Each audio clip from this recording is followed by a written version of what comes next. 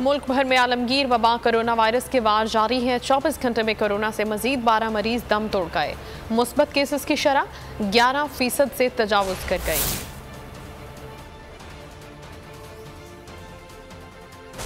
Corona के फैलाव में तशवीशनाक इजाफा, मजीद 6,540 अफराद बीमार पड़ गए। National command and operation centre के मुताबिक 24 घंटे में 58,902 कोरोना टेस्ट किए गए थे। मस्बत केसेस की शरह 11.1% रही। NCOC के मुताबिक मुल्क में कोरोना से मुतासरा 1055 मरीज ICU में जेर इलाज हैं। एक रोज में कातिल वायरस ने 12 अफराद की जान ले ली। इस्लामाबाद में कोरोना केसेस की शरह में इजाफा हुआ।